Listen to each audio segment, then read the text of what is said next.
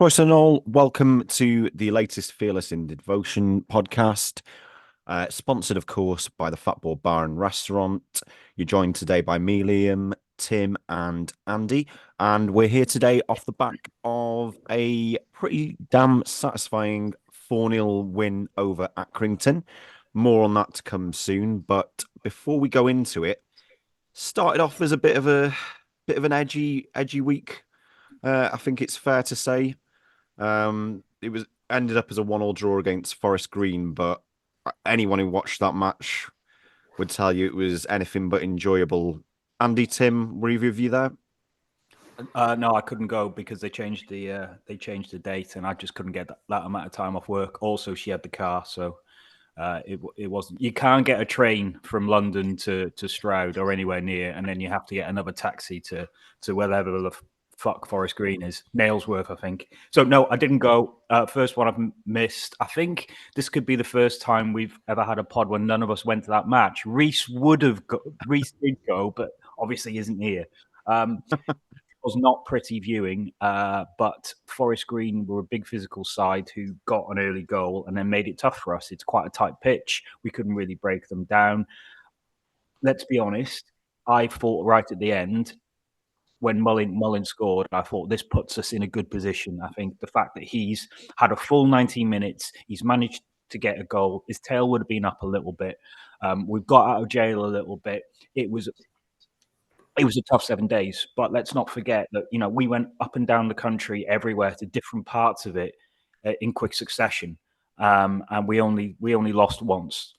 We've got that part out of the way, and it does seem that the running's easing up a little bit at the moment. So, I don't know, Tim. I don't know what you thought about the. Oh, you've been joined by another co-host. Did he go to Forest Green?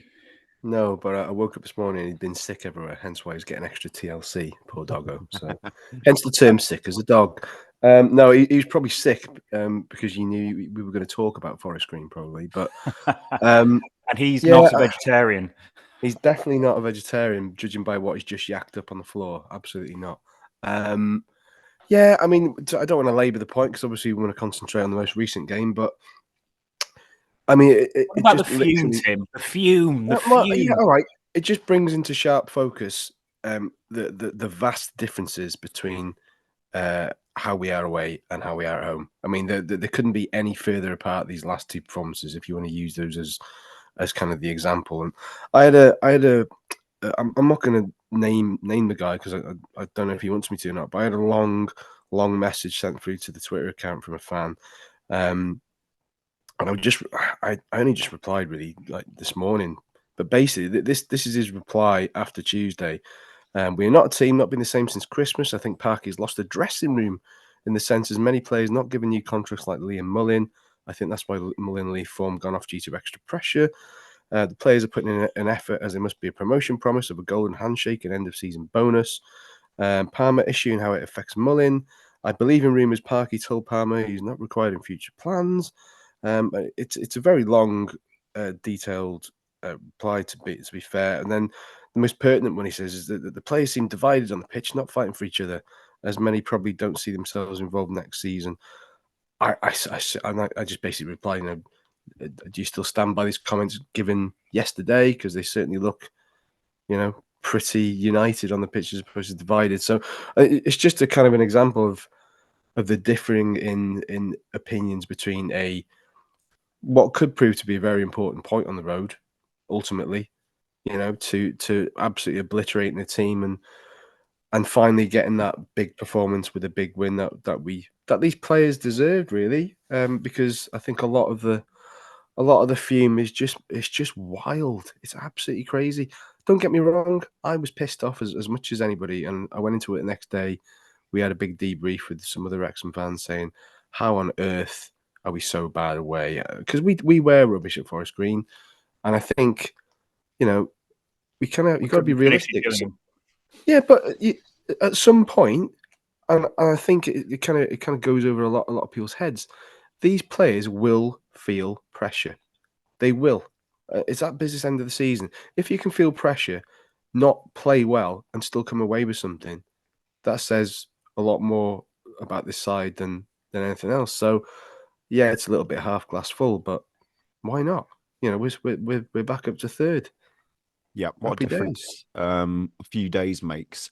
Let's get into the sort of the bones of that. There was a lot going on around the town, sort of before the game and things like that. I want to talk scarves though, because when I walked up the steps yesterday, I was taken back to one of the happiest memories of my life, which was Sir Glenn Little waving a red and white scarf around his head.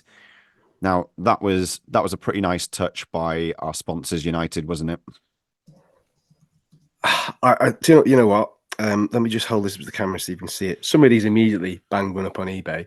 It's currently going for the princely sum of £98,000. Which I'm a big fan of people ramping it up just to take the piss and to say, you know, do not take advantage of these free gifts straight away. But you know what?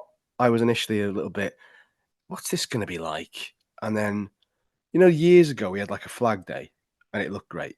But with a flag day, you wave your flag and you kind of stick it down because it just gets in the way a little bit unless you're a kid and you're just holding it, blah, blah, blah. When you've got a scarf, especially as cold as it was yesterday, you whack it around your neck and it's there for the rest of the game. And it just looked brilliant. It looked amazing. I know you're a twirler, Liam. I was a twirler yesterday. I wasn't a holder and a waver. I was spinning it like a madman in awe of Sir Glenn. And it was just amazing. It was great because you only see things like that at a big spectacle, like a Wembley final, or you know, when the City fans do the Poznan, and it's just like it's a focal point. It's like that looks amazing, that, and it's something as simple as getting everybody in red and white bar scarves. And when I looked back down Mill Road when I was walking into town yesterday, I had to stop in the middle of the road and just take it in because it was I thought you were mad. going to say there were scarves everywhere. Well, it was just mad because I'm not kidding. It's not like anybody. I think even if we, God forbid, even if we'd lost and like again, you would never be anybody holding it and discussed it. Everybody's just wearing it. A, because it's free. B, because there's a massive sense of pride going on, and it's just a nice touch, and it just looked good. Whether that'll be recreated, if people bring all their scarves back for a kind of a show of force and colour, it just added a little bit to the atmosphere, which it was a little bit hit and miss yesterday, just because we kind of coasted it. Yeah. Is anyone here a solicitor or have any legal training? Because I couldn't go yesterday. My brother-in-law's dad took the ticket. Who owns that scarf? Because it's on my seat that I pay for. But is possession 9/10 of the law? Can I legally challenge David to get my scarf back, or is it now David's scarf? And he's the one who's put it on eBay for 98 grand, and that's what I have to pay to get my scarf back. Anyway, I'm not bitter. You can have mine for £4 grand.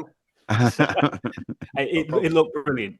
There was a couple of pictures I saw of everyone just waving and holding them at the start. It looked absolutely fantastic. And, you know, the eBay stuff, it's just a bit of a piss take, isn't it? Some will be, you know, 5 or 10. I do actually want the money, but the people chucking it on there for that much, it's just a bit of a ribbing, isn't it? I initially, yeah, it is. I mean, you will get a few people that will sell them on whatever. That's just the nature of the beast. It's not as if it's the good thing now. On the flip side to that is you look at all the replica shirts that were knocking around ages when we couldn't keep up with demand. Now the supply is there. There's less people hawking them for stupid prices. But I watched some highlights from the games yesterday. Like, I just thought I'll check out the Crew match because obviously Morecambe did us a massive favour at Crew.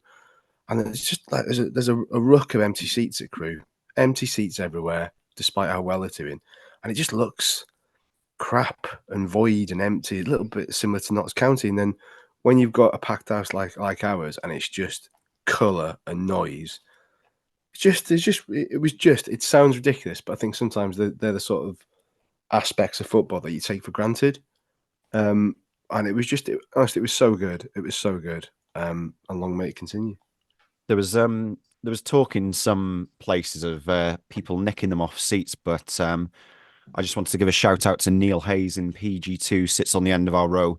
He watched our scarves like a hawk when we walked in at 5-2. So thank you, Neil, for protecting my precious heirlooms. Neil Hayes, protector of the scarf. Yes. I am not kidding. I went in there just before 2:30, and there was people streaming into the turnstiles. Those same people who would normally be queuing up for a pie and a pint, straight into into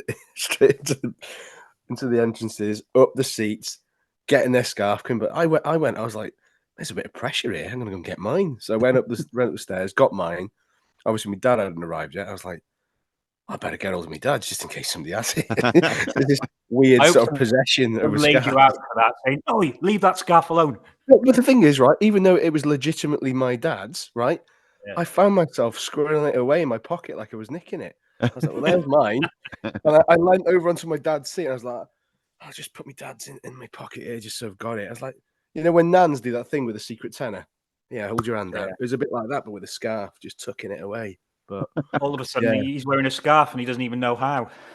Oh, he's buzzing. He's like, when I told him, I said, I've got your scarf safe and secure, like it's some sort of like precious family heirloom. And like when he came to the train, so he's all right, yeah. No small talk. Where's my scarf? Come on, go. Hand it over. Yeah.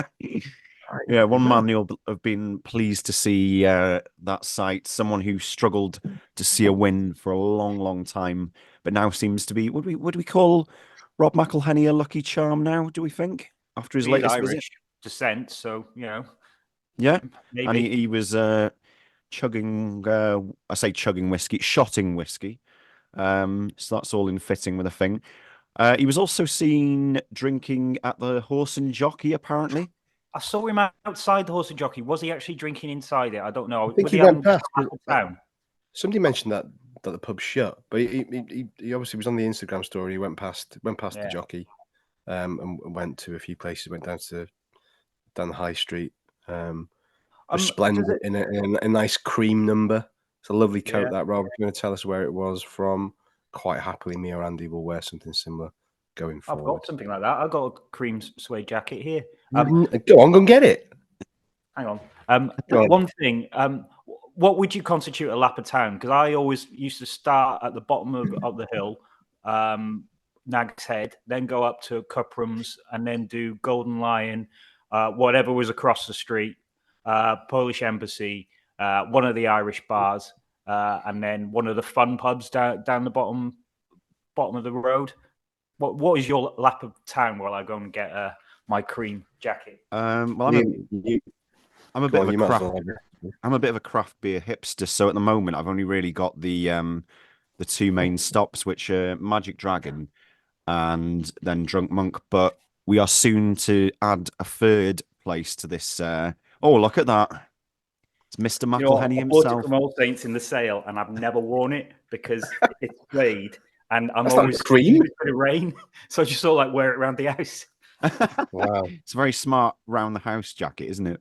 Well, everyone needs a round the house jacket. But yeah, I was just about to say we're about to add a third stop to our craft beer circuit in the form of Rough Hands Beer Tap, which is opening up in Chapter Court, or for better reference, the old CEX is going to be the entrance to it, run by Andy Galanders of Bank Street Coffee. So that's going. We're going to have a little trio of places, but I can't really say we've got a proper circuit of town on the go. I think we're too old to have a circuit of town now, aren't we? Really, and Tim doesn't even drink, so it seems. Yeah, my circuit is now usually involves coffee shops and cake. To be honest. Anyway, some breaking news for you. Go on. Accrington Stanley have sacked their manager. Ooh. John Coleman and Jimmy Bell have been informed that their contracts are terminated with immediate effect. So Andy Holt will be stinging. Yeah, Andy Holt would be fuming by the criticism from yesterday, and obviously the piss-taking wind-ups that we all fired at him on Twitter. So yeah, John Coleman, we've essentially got him sacked. He came across very well as well. I thought, like post-match. I mean, Coleman keeps that club higher than it should be. I think that's a mistake from our former left wing back Andy Holt. But no, I'm quite surprised by that. I saw him in the post-match interview yesterday, and he said it looked like AI with all our fans with the scarves. But he always comes across very well. And there was a weird moment yesterday where a throw-in was wrongly awarded their way, and he made their player head it straight out, which that's a pretty rare show of So Andy Holt ain't got time for any sort of Classic any gestures. sort of chivalry like that. Get out. That's a mistake. Right, Liam, should we start talking about the actual match? Because I just want to single out two players.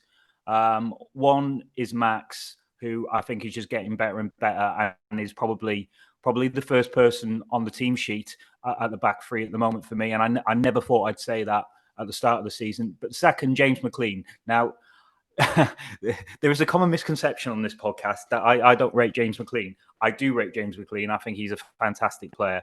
I just didn't think he was a left wing back, and I think there were certain times where we were on the front foot where he struggled a little bit and didn't really help out his defensive partner in in the way that he should have. But I could always see the talent the lad had. And I just think moving him into the middle has been a masterstroke, because you've got that drive, you've got that energy, you've got, he made the second goal by winning a tackle, quite high up the pitch. He's got the complete all round game to play there. And I know we're sort of toying with the idea of, do these players, Fletcher and McClean, deserve a 1 year deal? But if you keep him in that position, I'm changing my mind. I would give James McClean another deal, because he never misses a match. I thought he would have a disciplinary record, get sent off. He hasn't been sent off yet. Touch wood.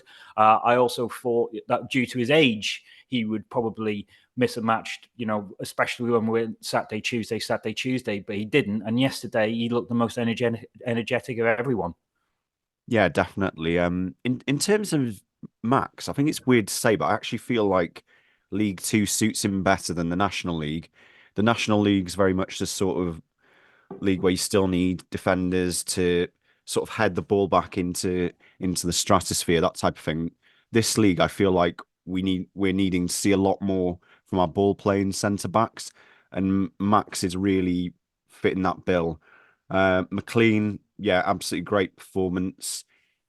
Still loves a wind up. When their player got sent off, he gave a little wave, usual shithousery. Only questionable thing over his performance for me was the Alice band. I'm not a fan of the Alice band. I think Tim, are you a fan? You like an Alice band, Yes, don't you? I do. I remember when I grow my hair out, and then I realised how much of a necessity they are. Necessary evil, has to be said. It's weird that, I mean, James McClean's hair seems to grow very, very quickly. It would appear, but between him and Jacob Mendy and his little bunches, and Arthur with a bit of a headband type thing going on, from what I can remember, but I don't give a shit what he wears if he keeps performing like he does, to be perfectly honest. And a match yesterday for you? I think he's got to be up there, but I mean, he did score a hat trick. yeah, you can't really take that away from him. To be honest, it was just, I know you kept on going about unleash the Mullin, and I mean, one good thing about him is that he just keeps plugging away. Nothing seems to get him down. I think that goal at Forest Green definitely was the catalyst to the floodgates opening, I think, and he could have scored more yesterday. And I love that Rob McElhenney was full of praise for him after, whilst he kind of invaded his press conference, and he said, look, he's so modest, but this is what this guy kind of encompasses what the club's all about, which is just hard work, endeavour, with hopefully the end goal to be some sort of success again. So yeah, just a good day, wasn't it? Good day. Yeah, Mullin and Palmer's partnership, I think it's not to say that we know better than Parky, because I think things have shown now that none of us really do, but that Mullin and Palmer partnership is our best strike partnership, right, Andy? I'd say so. I think Mullin can batter. Sorry, Palmer and Mullin, they can batter a team for 60, 70 minutes. And even if we're not 2 or 3 up after that, it means that whoever comes on after them has a defence that's been softened up in many ways. Ollie, he occupies defenders. He knows, he knows where to stand. He knows how to position his body to really give them a tough time. And I think Mullin feeds off the space it creates. Fletcher's a big lad, but he's not really your classic target man. He is a little bit more skillful than that, and won't really go toe to toe in a physical battle, which Palmer absolutely loves. I I thought it was great to see them back yesterday. I thought Palmer had something to prove. I think if you look ahead to the fixtures now, there's not so many Tuesday, Saturdays. You would try and hope to keep Palmer and Mullin as your front two for the rest of the season now. And even if Ollie doesn't get a new contract at the end of the season, then he's been a massive success for us to help us, try and hopefully get promotion twice. I've got a lot of time for Ollie Palmer. I've got a lot of time for the work he puts in and the nous he shows. And you know what? He's a little bit better technically than people give him credit for. And I think Mullin enjoys playing with him. And I think you saw that yesterday. It seemed like we were getting the band back together. Yeah, they were sort of clapping each other on the back at the end of the game, that sort of thing. I think it paid to, you get all sorts of daft rumours, but about them not getting on or whatever. I mean, at the very least you can say is they get on like a house on fire on the pitch, because just look at the way they play together, and that's what matters the most to us.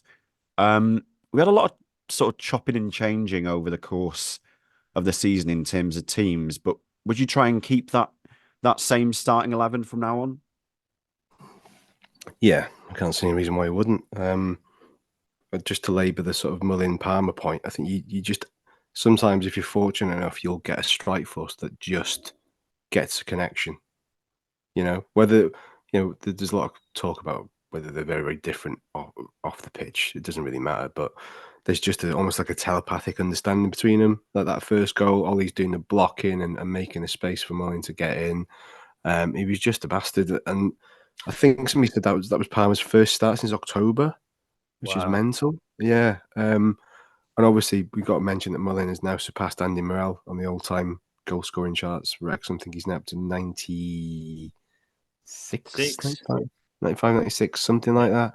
Okay. I mean, that's an incredible stat, for what he's achieved. 5 or 6 hat tricks. That's a lot of hat tricks.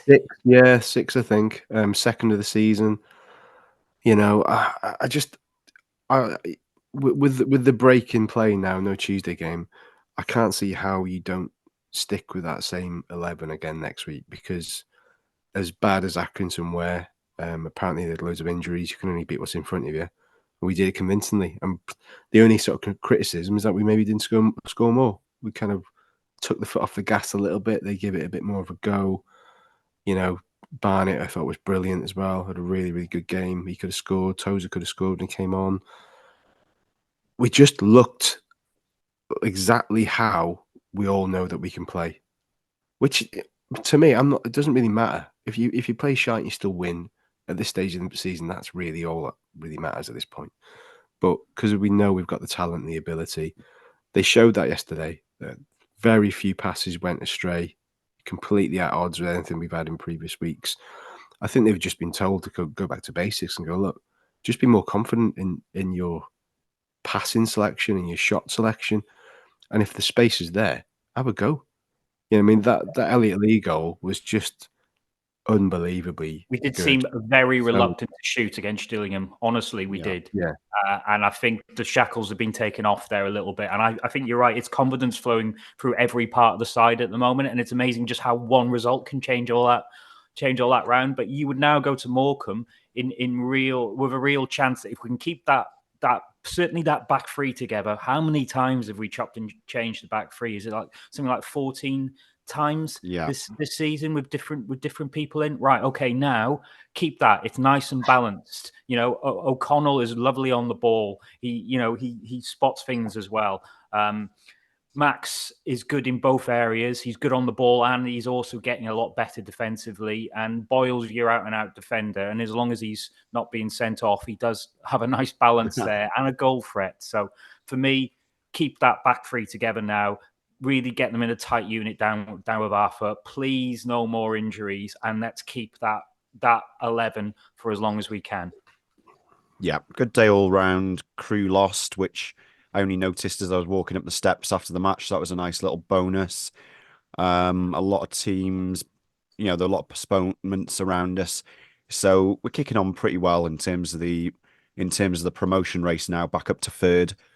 Bit of AOB to discuss. I know how much everyone on this podcast loves the royal family. Bit of debate there towards the end of this week over the fact that Prince William was in the turf. Rob McElhenney got a bit of stick over it. Wayne from the turf got a bit of stick over it. All a bit needless, really. Do you think? I do. Yeah, I don't think that's the club's choice. I think knowing how a royal rota works, they'll look right. Okay, we've got to get someone big over to Wales. It's St David's Day. We can't ignore that. Where's the best bit that we can get most PR out of it? Well, it's obviously with Wrexham, isn't it? And the royal family aren't immune to that. They will want to bang for their buck. So they think, right, ask them if we can go to Wrexham. It's good publicity. The documentary will be there, so in the long run, you'll get some American exposure as well. And the fact that Rob, who's come over for this, and it ties in nicely with United Airlines coming over as well, who saw a good game, and hopefully that partnership will continue. I think it's hard for Rob to get stick about it, but I especially think it's hard for Wayne Jones to get stick about it, because again, he's asked to do something, and how are you supposed? You can't take a standpoint on that. No, Prince William can't come to my pub. No, of course not. He knows that he's bought into all the PR machine around Wrexham, and you can't pick and choose what you want to do, even if perhaps yourself you don't want to do that. The PR that brings for the not only the turf, but more the stuff that Wayne does around the turf with food banks and charity donations, that's invaluable. I've got nothing against Wayne. Wayne is one of the good guys in this. He never asked for all this publicity. He gets it, but you know what? He deals with good grace. And one thing I saw a couple of months ago, there was a bit of a after one of the games, there was a one lad who'd had too much to drink, and he was causing a bit of a commotion. And Wayne quite easily could have just said, to one of his staff, "Were you going to deal with him?" But nah, Wayne sorted it himself. He absolutely, that's the sort of thing Wayne does. He's not hiding behind some sort of publicity PR machine. Wayne runs a pub like he always has, and it's the same now as he was a couple of years ago. Even though he's got a massive profile, more than any lad from Wrexham really wants, I'd say. Tim, you're not really a bit like me. We're not really capped offers like Andy, but I think from my perspective, you have to see it slightly from the pragmatic side, don't you? I think. Yeah, I mean, I'm not in the mood to go down a massive history lesson and all that sort of stuff, because I'm still not feeling bleh. But look, I mean, going back to the thing with Wayne, ultimately he played the game, and I think he has to in that situation. I liked the fact that the next day he put a tweet out for all the extras that had come to the pub at 7 a.m. For the Welcome to Wrexham season 3, and it was just captioned "proper royalty." So that kind of tells you all you need to know. If we read between the lines how he kind of felt, I think he sort of probably bit his tongue a bit. Absolutely does not deserve the flack he gets. He's done more for this town in recent years than anybody else has, in terms of the charitable aspects. You look at the bigger picture, the charitable aspects is kind of what it was all about. But there's a bit of polarizing opinion to it all. I'm just trying to find a couple of things. What, if you were Wayne, you wouldn't take on William as a bar staff, would you? No. Never pulled a pint of his life. If you want to kind of understand the reasons why a lot of fans see it as a smack in the face, you just need to go to the comment section to the tweet the club put out about his visit, and you can go down that rabbit hole for the history lesson. One of my friends, Chris Purvis, has put something which kind of sums it up on the other side. Loving the total meltdown from some over today's visit. I have no views either way, but you can't buy this kind of publicity. That is how we can charge so much for global companies to sponsor us. So, there is that aspect as well. And, a lot of the American audience love the whole royal family thing. So, look, it's done and dusted. Move on. Someone mentioned you're no royalist, are you? But you understand how these things work. No, I completely understand it. I mean, just as an aside, Prince William also went to my my lad's school in Grassford on that day, and I know it meant a lot to. I might not be the sort of the target audience for it, but I know it meant a lot to the people in the school. It meant a lot to the kids. It meant a lot to the parents. So you can't really, knock that at the end of the day. And like I said, I'm a pragmatist, and Rob McElhenney's always done everything he can to raise the profile of Wrexham. And it summed it up when I saw that someone said on Red Passion that a clip of that visit had made the news over in Australia. So if you want to know the reasons, sort of why the club's doing that, I think that's case in point, isn't it? It comes back to, and I always say this: anything that puts Wrexham in the public glare in one way or the other, it comes back to that that opening statement when Rob and Ryan took over, and it still resonates. I can still hear it clear as day in my head, where Rob says, "You may not have heard of Wrexham, but you will do," and he's right. It still blows my mind now that any of us can go to any four corners of the bloody globe and wear a Wrexham shirt, and these days the chances of somebody speaking to you about wearing that Wrexham shirt are a lot more higher than they ever were before 3 years ago. So, this little thing Except that used Chester. to be, yeah, this kind of like little kind of exclusive club that we had, we've now opened up to a wider world, and we saw it yesterday. Patagonia Reds were treated right like royalty, and why not? One of the best things about that yesterday, when they came onto the pitch and they had the old Patagonia, the Argentina flag and all that sort of stuff going on, the Patagonia Reds flag.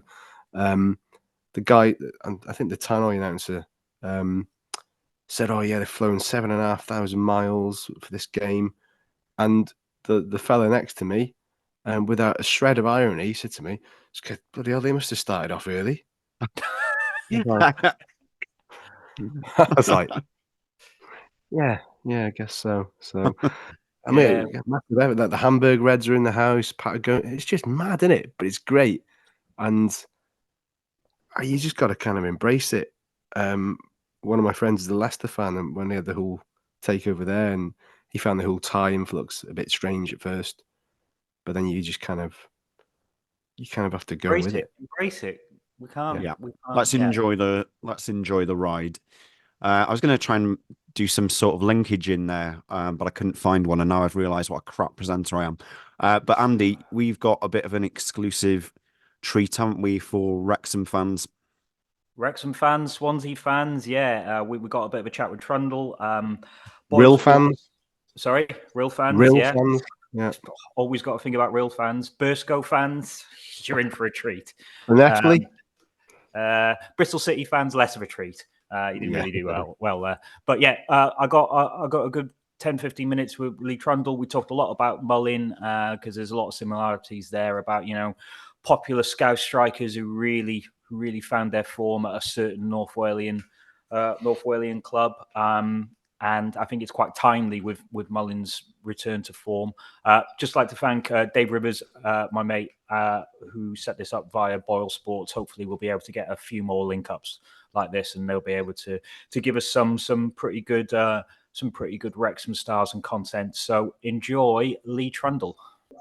We're here with Wrexham icon Lee Trundle. Going to answer a few questions about the Dragons now. Firstly, Truns, you've experienced some of this Wrexham sort of craze firsthand, haven't you? Tell us about the US tour. What was it like over there? You were a bit mobbed, weren't you?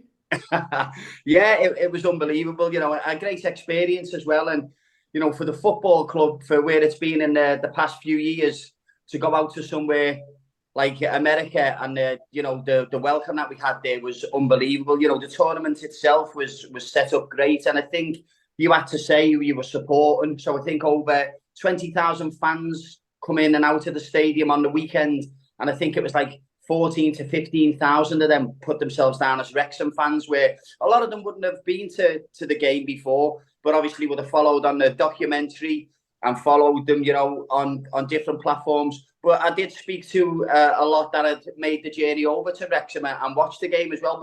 But a great experience to be part of it, and everyone enjoyed themselves. How big do you reckon Wrexham could be out there? Because it seems to that documentary and what's happened with Ryan Robb seems to have really captured the public imagination, hasn't it? It has, yeah, and I think they can be massive. And I think as the football club grows and goes up the leagues, I think the fan base will. I think the way Ryan and Rob do things, especially on the social media side, I think they're excellent on that, to engage with the fans and to engage with new fans. But the way they feel about the club as well, I think you get a feeling that they're coming in. They're not just someone who's putting money in to get a return and they don't care what happens to the football club. You can genuinely see that they care about it, and the way they are with the players, the rapport they've got with the fans. I think it's brilliant, and the two of them have done amazing. Did you get to interact much with Sean Harvey? Or I know he's quite a sort of mainstay of the documentary, but does a lot of work behind the scenes, doesn't he?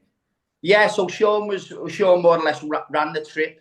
So we'd see him every day, obviously, at the games. We'd all go out to eat together of a night as well. And he was someone who I was impressed with as well. The way he was speaking about the football club, the vision that he had. Because when he first come in, it was only for him coming in for to just settle the ship a little bit. Let's get in, see how things go. And then he ends up carrying on and staying. But the work that he puts in behind the scenes, is brilliant. And he's a massive asset to the club, especially when you have your owners who live in a different country as well. I think it's brilliant for the football club to have someone like Sean who is in there, day in, day out, and seeing the organisation of the football club. A little bird tells me that you were giving it the big I am about the last night, but then flew home early. Is that true? No, that's not true. I think you're getting me. Oh, who done that? One of the lads did do that. You get me mixed up. No, I was one of the last men standing. Yeah, me and Chomp were up there last one, and Cara was as well. So there was a few was no, but that wasn't me that flew on. I've been given false information. How about this one then? How about you, Andy Morrell, more or less wore the same clothes? I'd rather fly home early than wear Moz's clothes. Let me tell you. No, he got a bit of stick on the trip. Obviously, Andy is someone, a lad who I've played with, a strike partner. What a great fella. And for me and him, the only thing that never happened in the tournament was me and him never played together in a game. So I would go off and he would come on. So that was something that I would have liked to do. I would have liked to play with Moza again, with me and him up top. But what a great lad. And, Moza's someone that I love. Yeah, it'd be good to recreate that promotion strike partnership. Right. Let's talk about Scouse strikers who bloom late at Wrexham and then become national treasures. But who's the best example, Lee Trundle or Paul Mullin? Oh, do you know what? I love Mulls. I think he's a great player. People. What gets me a little bit is people then try and question your ability of saying, "Oh, well, you're only playing in that level." For me, if Mulls went up and played in the Championship in the right team, I think he would still score goals. And I think the thing now about with this Wales call-up, and people will say, "Oh, people are ahead of him." But for me, you're scoring goals week in, week out. Even if you go into the National League, to score that many goals, and he has done consistently. If I was the manager of Wales, I would definitely have him in the squad at 100%, because here's the way I look at it. If he gets to move to a Championship club now, he's still exactly the same player. Okay, he's playing at a higher level, but he would be the same player. He would still score your goals. So I think, obviously, my career's ended now. So then I've moved up and played in the Championship. Moles is still going, and I definitely think that he can go and play at that level 100%. And I'm hoping that that'll be with Wrexham, because I think he's found himself where probably the same as with me at Swansea, where you go to a club and that just fits you. And everything works around you. And that's why I say him going to the right club, because he could move to a Championship club and play a completely different way. And that doesn't suit him. He might not score as many goals because there's other players who the team would play through. But I think if Moles went up the leagues with Wrexham, I think he'd do exactly the same and score exactly the same goals. Yeah, it's not just goals with him, though, is it? People, when they first sort of think of him, think he might just be like a fox in the box player, but he's not like that, is he? I think centre-halves really know they've been in a battle if they're up against Mullin. Oh, he scores every type of goal, so he will score them where he can slide in across the 6-yard box and put it in. But then he can cut in from the side of the box and bend one in the top corner. And not only that, you put on top of that his work rate. He doesn't stop running. He doesn't give defenders a chance. And I think if you were going to say one difference between us, he definitely has the work rate. Where I could not comment on that. I was a bit more relaxed on that side, but with Moles, I think he's got everything. And people then question about the levels. If you look at, and I know they're only one-off games, but you look at when he played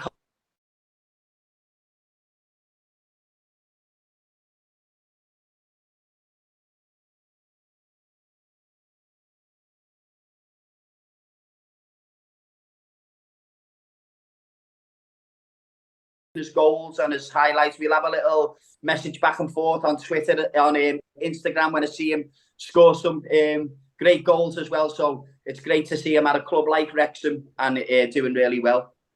Nice one. Do you know much about Phil Parkinson?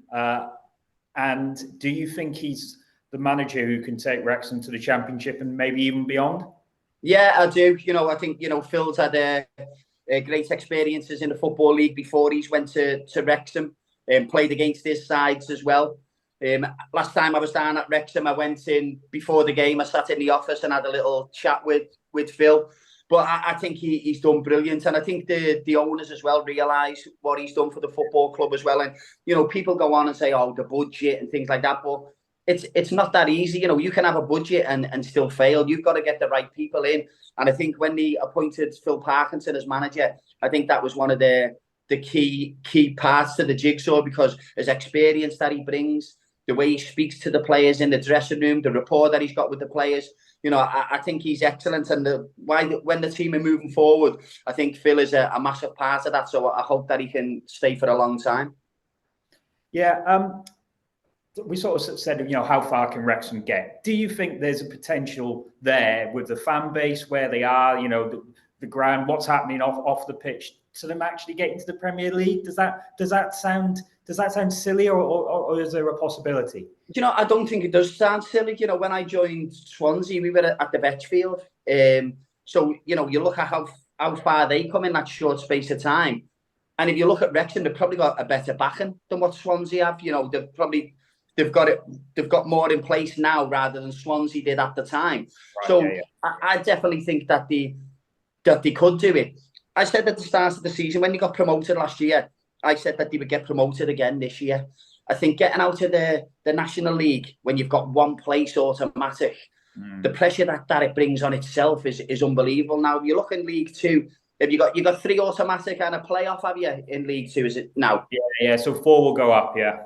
Exactly. So if you look at just say you've got to stay in the top 3, if you think of the pressure that team and the manager have been under over the past couple of seasons to just get that one spot, now you're chasing 3 really. So I think the pressure off the team will ease, and the quality that they've got as well, the quality they've got in the team. I don't think they're a League Two team. Do you know what I mean? If you look at the players that they've got there, you look at how the club's run now, I definitely think that they can bounce again, get themselves in League One, and then have another push. Because who's saying once you're on that run of winning games, you get used to it. It's like when you go on a losing run, you go a goal behind and you feel, oh, here we go again. You're used to winning games and it becomes a habit. And I think that's what Wrexham have got now, and I'm excited for them again this season. Yeah, you sort of say about, if they get to League One, they'll need to push on again. They'll probably need some more investment and things like that. Maybe even aside from Ryan and Rob. But do you sort of think that there's one player or a type of player that they will need to get them from League One to the top echelons of the Championship? Do you know what? I don't think you have to mess with your key players too much. I think because you don't, as I just said before, you don't want to upset what you've got. I think you've got Moles, Lee as well, who is a great player. I think you just need to add a little bit of quality into that, because I think when you add quality in as well, the players that you've got there then raise their game as well. So yes. I wouldn't say it would be going into League One. It would be a massive overhaul for Wrexham to get, they need 6 or 7 new players. I don't think that is. I think if you put this team in League One, I still think they'd still challenge. So I think that's where Wrexham have got at a strong position. And then once you pop up to League One, them players around who are the better players at that level, you would want to come and play at Wrexham and be part of that journey. So I think then that brings more where in the National League, they had to pay a little bit more for players because players were dropping out of professional football. Well, it was still professional football, but they're dropping out the Football League. Now you go into League One, and it's a completely different ballgame. You will have players wanting to come and play for Wrexham. Yeah, and a final question for me, because we're running out of time a little bit. How would a young Lee Trundle deal with Ryan Reynolds, Rob McElhenney, a Hollywood documentary? It's a sort of thing you thrive on, isn't it? Yeah, I think that'd be right up my street. I think, obviously, listen, you go into football to want to play in the big games, to want to play in front of big crowds. You know, obviously, Ryan and Rob coming into the club, you know, have elevated that. They've brought the spotlight on the football club even more. And, you know, you have a look at all over America now. People will know the names of Wrexham players where that would never have happened before. So to be on a journey like that with the football club and to be involved in what they are now, yeah, I would have loved it. Nice one, mate. Thanks for your time. Thanks, and nice one, mate. Yeah, it's good to see you again, mate. And you, mate. Ta-ra. Yeah. Right, that was great to hear from Lee Trundle there, wasn't it, Andy? Certainly had a lot to say about our current Scouse wizard, Paul Mullin. Did you enjoy that chat? Yeah, he's. I think he's happy to talk about Wrexham. He knows how big a part they played in his career, and you know he's gone on to have a pretty good stellar career with all he did in Soccer AM, and even recently on Fantasy Football, where he was coming in and doing the song at the end, Jeff Astle style. So yeah, but Wrexham set him on the path to that, and I think the way that he sort of thinks back at this club is evident. He sees it as a big part of his life, and I think he really enjoyed the US trip. But can I just call out Paul Rutherford, who gave me some duff information that he went home. He went home on the first night, which put me on the back foot straight away. And now I do need to work out from Rovers who did go home on the first night, because it should have been. It definitely was someone. But yeah, enjoyable. Did you give him your email address? Who? Lee Trundle. Did you give him your email address? No, he's the only one in probably the whole Northern Hemisphere who hasn't had my email address. And can I thank people who have emailed in for a free fanzine? I've got a few of them here. So if you would like a free fanzine anywhere in the world, give us a shout. Cop Trumps, what a great game to play with your family and your Chester supporting friends. Andrew Gilpin at hotmail.com. I've sent a load out, but there's still a few I need to get out. So please be patient there, but they are all winging their way, or will be by the start of next week. Tim, you've got some thank yous as well, haven't you? Have I got what? Got some thank yous for people. Well, yeah, just basically wanted to thank everybody who has viewed the recent or listened to the recent pods with Parky and Humphrey. Obviously fortunate to get those guys to give up their time to come on. Very enjoyable they were too. So yeah, I just wanted to thank people for the comments and the shares and all that sort of stuff. So, you know, it's kind of nice and reinforces why we keep doing this, really. Yeah, and to everybody who's pestered Andy for a fanzine, a free fanzine, and also sent through a Book of Okonkwo suggestions. I'm not passing the buck. I am going to do the Pavarotti one. I think I'm at the end of my man flu. It's been 2 weeks gripping me. I've got a grim headache, but I will do it. And because it's Pavarotti, you kind of want to do it justice. So I will be doing it. I might do a double blast next week. So I'll do Pavarotti with something. But Darren's Happy Place has suggested doing Elvis Costello's Veronica. I'm not familiar, so I'd have to check that. And then my mate Biscuit, Andy Davis, has have sent me something on Twitter from his former school friend called Dave Evans. And I'm not going to do it. But he said, think Queen, we are the champions. So we've got Okonkwo in goal. We've got Okonkwo in goal. We've got Okonkwo. We've got Okonkwo. No time for losers because we've got Okonkwo in goal. There you go. So yeah, thanks for that, Dave. I'm sure there's others that I've missed, but I will catch up. Apologies. We will get some fella sent me one on Facebook Messenger, and thanks very much for sending me stuff on Facebook Messenger about Tim singing. Send him more. Yeah, no, don't send any more. Don't feel you have to. Also, shout out to Al Nash, who has done a wonderful drawing of my Book of Okonkwo efforts, which I'll have to share. But go and check out Al. He's a very good, accomplished drawer. considering he started about 4 weeks ago. Which is I'm trying to find this message from Dave Ev. It was I can't. Was it the same sorry. guy? Maybe the same guy. Oh, maybe, yeah. Yeah, it might have been. So are we doing a poll this week, or? I think you should. I mean, I promise you, I will do the Pavarotti because I think you need to do the Pavarotti. In true Reece didn't do his forfeit style. I think you need to do Pavarotti before we do another poll. I'd like you to work through your admin, please, Tim. All right, it's not a problem. It's quite a tough one, to be fair. Yeah, I know that. I know because it was my idea. I was even thinking, do I stack on a couple of stones to help with the pipes? I mean, is that what made Pavarotti so great?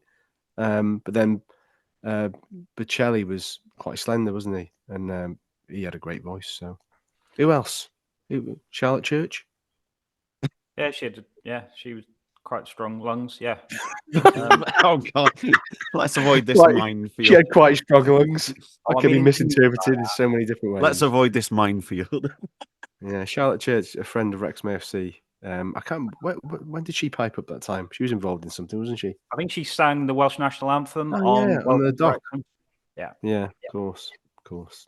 Right, Yeah. before we sort of chuck ourselves into a hole, let's. Oh God, let's get on with predictions. So we got a nice week off, no midweek games. But then just a small task of Morecambe away, who are coming into it off the back of a pretty impressive win over Crewe. What are we thinking there? If I go first, I think we've got 6 left away. I think this is probably the second toughest after Crewe. I'd be happy with a draw, and I'll be happy with a draw if we play the same team and go at it in the same manner. And if we get caught out, that's fine. That's football. But let's try and keep things as they were on Saturday. Keep Mullin and Palmer up front, and even if we can't eke out a win, I would be happy with a draw there. So I'm going to go 1 each. Yeah, I mean, just looking at some of their results now. They're sort of hovering on the outskirts of the playoffs and a couple of points off it. Obviously, cracking win at Crewe. They were held at home to Grimsby. Looking at their home form, they beat Sutton, just edged them out. They lost to Colchester, but then they drew with Mansfield. So one of those weird, unpredictable teams at home, it would seem. But you know what? I think you can't be anything other than encouraged by that performance yesterday. So I just think even if they take a fraction of that into that game next week, week on the training pitch, mate. Week on the training pitch. You can't. I mean, it doesn't. We don't know which training pitch. It could be 5 different ones, but you just cannot underline how good that would be for Parky and the boys. Well, people say, the footballers, they get all the rest and they fly into games and Saturday, Tuesday shouldn't be an issue. But it is because, there's less time for prep for the midweek games and so on and recovery and all that sort of stuff. But I just think, I think we'll go there. I know Morecambe will want to avenge that 6-0 drubbing. But I think we will edge it. And I think we will edge it 2-0. Back-to-back clean sheets. Thank you very much. And I'm going to go for a sneaky late smash and grab. 1-0 to Wrexham. So, yeah. Pull this podcast out of the mire. Yeah. Reece is likely to go for a draw, isn't he? Reece, he goes for something contrary, to be fair. Whatever we've said, he'll just go against it. But no, thanks to everyone for listening. Please do go and like, subscribe, do whatever the kids do on all our socials.